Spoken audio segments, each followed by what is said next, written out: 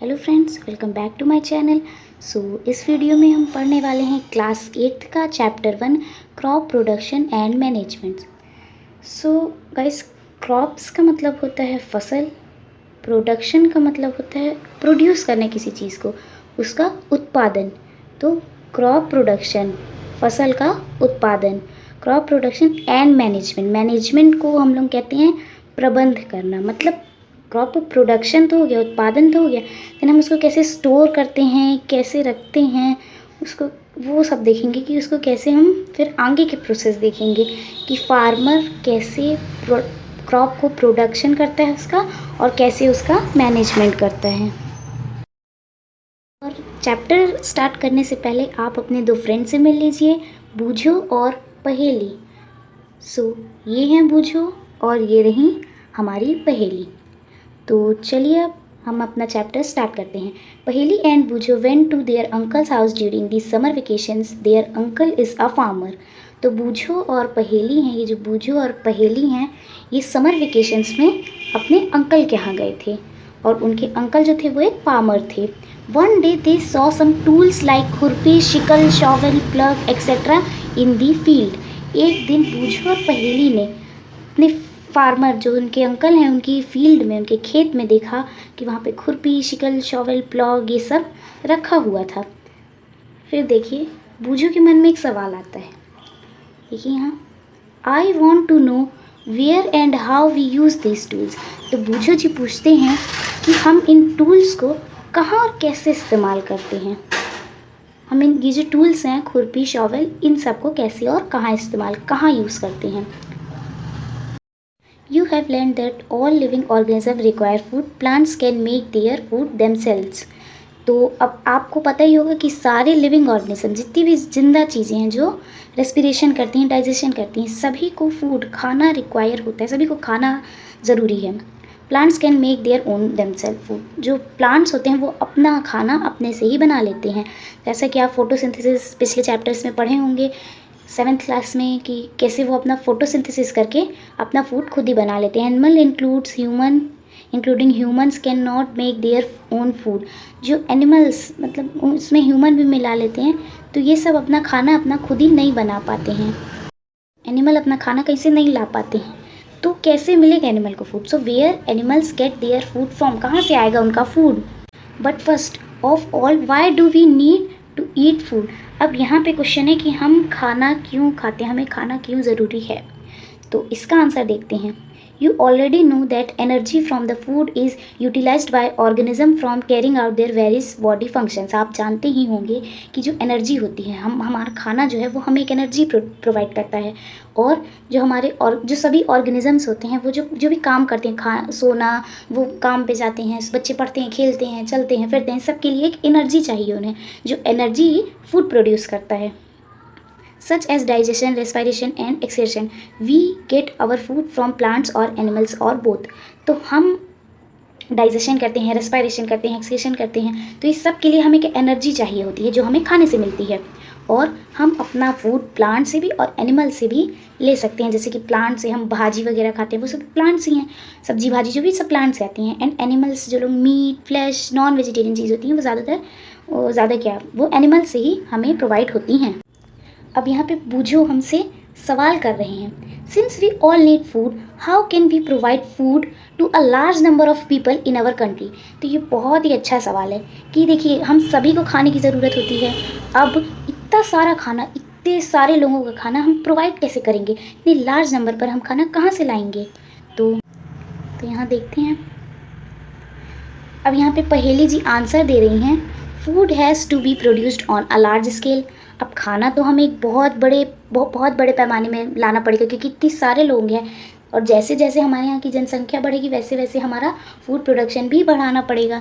तो इस तरह से आता कहाँ से है खाना इतना सारा। In order to provide food for a large population, regular production, proper management and distribution is necessary.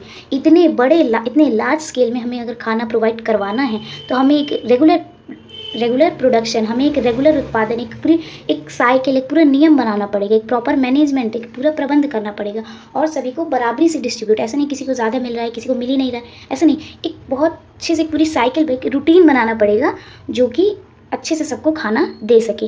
तो देखते हैं हम agricultural practices. When plants of the same kind are cultivated at one place on a large scale, it is called a crop.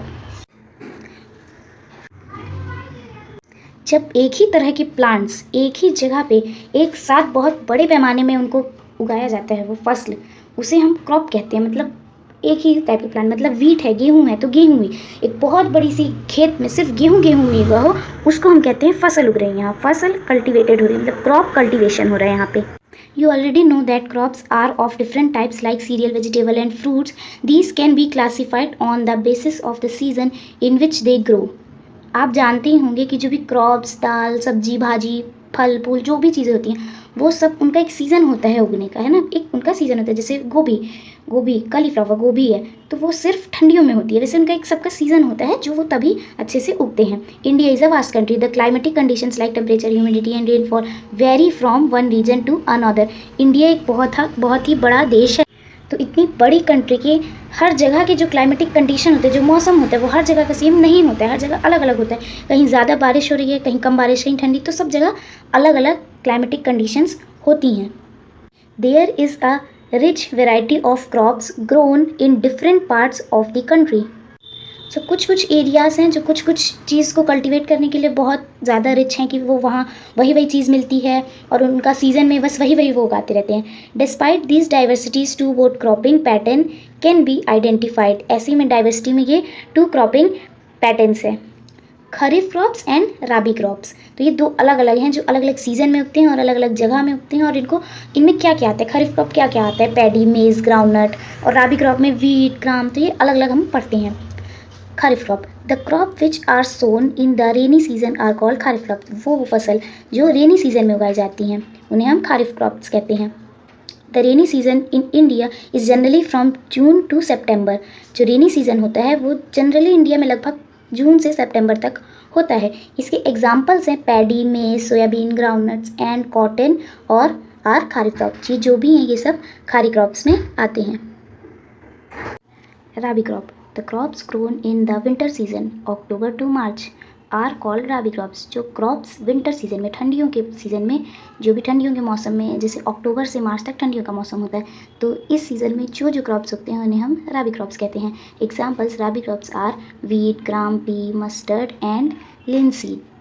इसके examples हैं जैसे गेहूँ, दाल, मटर, ये सब जो हो गया ये राबी क्रॉप्स में आता है और ठंडियों में उगता है। Besides these pulses and vegetables are grown during summer at many places. और इसके अलावा जो भी दाल वाल और सब्जी भाजी होती है ये सब गर्मियों के मौसम में उगती है, कई जगहों में गर्मियों के मौसम में उगती है। Basic practices of crop production. यहाँ पे बूझो पूछ रहे हैं why paddy can not be grow in the winter season. Paddy जो भी है फसल वो विंटर सीजन में क्यों नहीं उगती है ना, अच्छा सवाल है। अब यहाँ पहेली पूछ रही हैं, बोल रही हैं paddy requires a lot of water therefore it is grown in the rainy season. जो पैडी फसलें हैं उनको बहुत सारा पानी, उसको उगने में, उसको ग्रो होने में बहुत ज़्यादा पानी चाहिए होता है, इसलिए वो रेनी सीजन में ही उगते हैं। Cultivation of crops involve several activities undertaken by farmers over a period of time. You may find that these activities are similar to those carry out by a gardener और even by you when you grow ornamental plants in your house. So फसल को उपजाऊ करने के लिए, फसल का cultivation करने के लिए फार्मर बहुत सारी एक्टिविटीज़ करता है, टाइम बाय टाइम बहुत सारी उसको एक्टिविटीज़ करनी पड़ती हैं। जैसे कि मतलब हम लोग भी घर में अपने जैसे गमला लगाते हैं तो गमले में समय समय से पानी डालना होता है और उसमें बीज, जो भी चीज़ें करनी पड़ती हैं, बहुत सारी एक्टिविटीज़ करता है। दीज एक्टिविटीज़ और task are referred to as agricultural practices which are listed below. तो इन टास्कों को हम एग्रीकल्चरल प्रैक्टिसेस कहते हैं और जो भी यहाँ नीचे लिखे हुए हैं ये सब उसके पॉइंट्स हैं, क्या क्या करना पड़ता है, पूरी प्रोसेस है ये। सो इसमें से हमारा पहला प्रोसेस है प्रिपरेशन ऑफ सॉइल, इसमें हम मतलब उसमें हम सॉइल तैयार करते हैं। बीज बोने से पहले हम सॉइल को प्रिपेयर करते हैं कि उसमें फसल उगाई जाए। सेकेंड वन इज़ सोइंग, मतलब हम बीज को डालना उसमें, सीड को सोइंग मतलब मिलता जुलता शब्द रखा गया है। एडिंग मैन्योर एंड फर्टिलाइजर्स, फसलों में फर्टिलाइजर्स डालना।